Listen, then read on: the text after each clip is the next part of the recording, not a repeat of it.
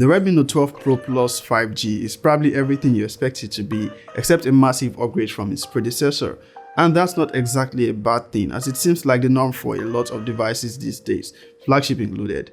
Although you might find a few disappointments which may or may not influence your decision to pick up this one. But one thing is sure, if you want a mirror for a phone, the Redmi Note 12 Pro Plus 5G in black is the one to buy. Now, I apologize ahead if I call this the Redmi Note 11 Pro Plus 5G at any point during this video. I try as much as possible not to. The naming scheme of Redmi devices always leave me sleeping. I've made this mistake more than once since owning the device. So let's talk about Redmi's latest device, which should potentially be the highest of the series this year. Although some of us got our eyes on that Snapdragon 7 Plus Gen 2 powered Note 12 Turbo. But in typical Xiaomi fashion, we might not see it in this region. The Redmi Note 12 Pro Plus is one of two devices Xiaomi officially made available to this region. The other is the Redmi Note 12, which I've already reviewed. There's actually a couple other devices on the Note 12 series which are not available officially for this region, at least not yet. There's the Note 12 5G, the Note 12 Pro 4G, the Note 12 Pro 5G, 12 Turbo, and I think a Note 12S. There's plenty of them actually. The Note 12 Pro Plus 5G is a premium mid-range device by all means when you look at its build quality. It looks and feels like one. As a matter of fact, it reminds me more of the Poco F3 from about 2 years ago. It has Gorilla Glass 5 build on the display and rear, sports a gorgeous OLED display with Dolby Vision. Arguably the best display quality at its price, but more on that later. Here in Nigeria, the Redmi Note 12 Pro Plus costs about 279,000 Naira. I think elsewhere it costs about $400. It's priced just a little lower than the Galaxy A54, and I'm sure most people want to see a comparison. And there's only one memory option for this region, and that's the one with 8 gigs of RAM and 256 gigs of storage. There's no SD card slot, so if you're one who requires more than 256 gigs of storage, you might have to consider other options. For the unboxing experience, the Note 12 Pro Plus comes with the typical accessories that accompany Redmi devices. That's pretty much a case and a charger. It carries on the 120 watts charging from its predecessor. Redmi claims this should charge from 0 to 100 in about 19 minutes, but it's taking me 25 to 30 minutes to get a full charge.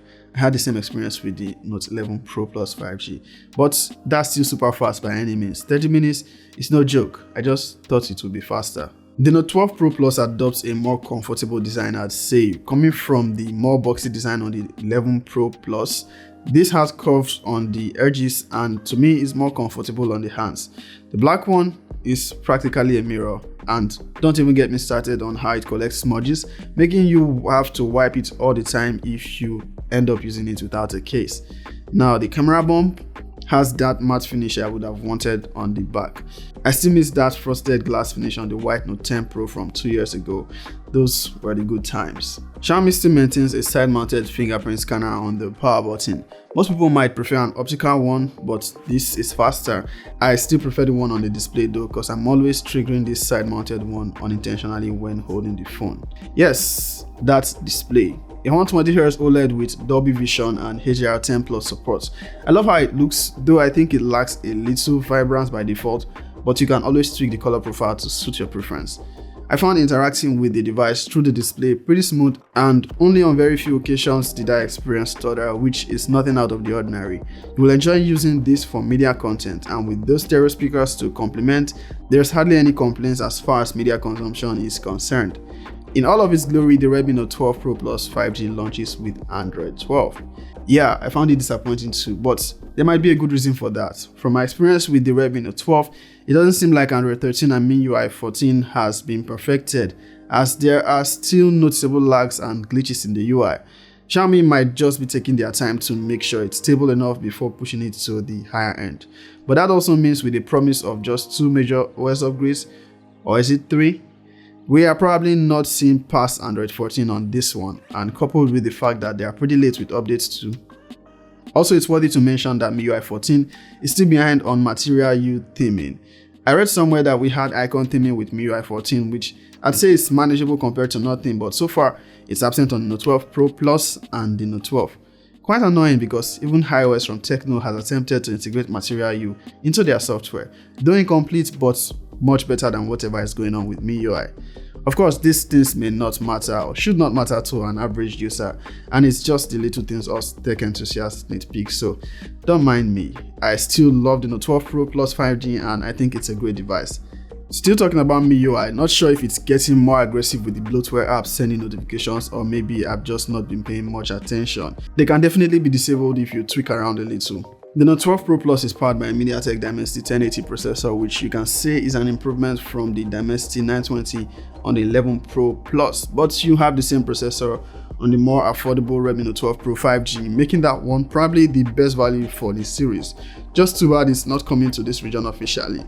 The Dimensity 1080 is the same processor on Samsung's A34 by the way, and for some reason this gets higher benchmark scores even though it has less RAM. But user experience is worth more than benchmark scores, and this is not a comparison video. By all means, the Dimensity 1080 is solid for this price and gives you the performance it needs.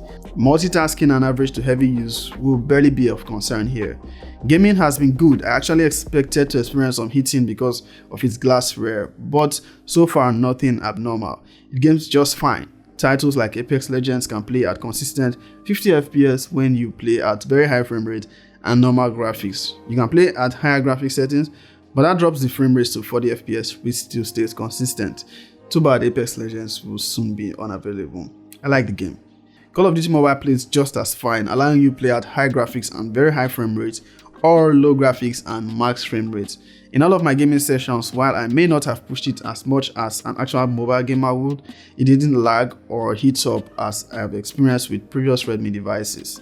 Temperature stayed consistently warm, so I'd say if you're planning to do some gaming with this, it will hold up quite well. The battery here is of 5000 mAh capacity, and I've had no cause for concerns so far. It should take you through a full day of standard use. Now, we already talked about its 120 watts fast charging, so no need to repeat that. Now, one of the major selling points of the Redmi Note 12 Pro Plus 5G is its massive 200 megapixel camera. That paired with an 8 megapixel ultra wide, a 2 megapixel macro, and a 16 megapixel selfie camera might not live up to your expectations. Yes, the 200 megapixel camera is impressive with details, and with some patience you will get great shots. It's just not consistent with skin tones and sometimes with HDR, but when it does it right, you get satisfying results. Portrait mode can also sometimes fail on subject separation, but in all, if you know what you're doing, you can get really good results. Its 200MP shots have this mode when viewing in the gallery, where it can help you crop the photo to different aspect ratios you might find useful.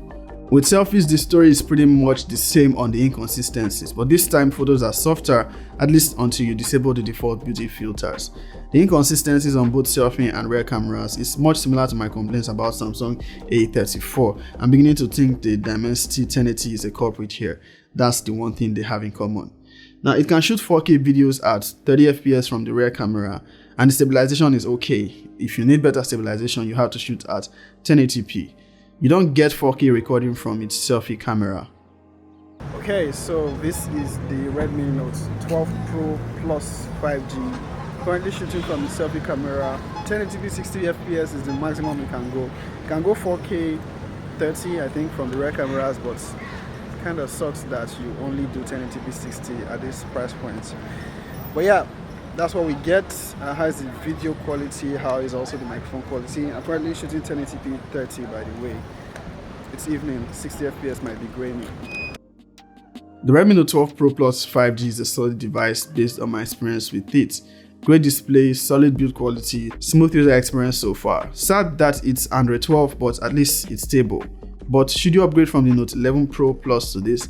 I don't think so. You certainly can upgrade if you're coming from the, say, a Note 11 Pro 4G or a lower device. It's a solid one. The camera still needs better optimization, but it will still give you great results. But one thing I'd say is that looking at its price and specs, Xiaomi has always offered better value than the competition for less price.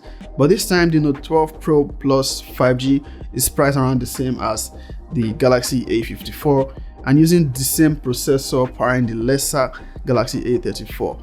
Aside faster charging speed and a 200 megapixel camera which is inconsistent, it's not really offering anything more. A comparison video is in the works between this and the Galaxy A54. Undecided whether to compare it to the A34, but let me know your thoughts. I think I successfully went through this video without calling it the 11 Pro Plus 5G. Did I? Peace.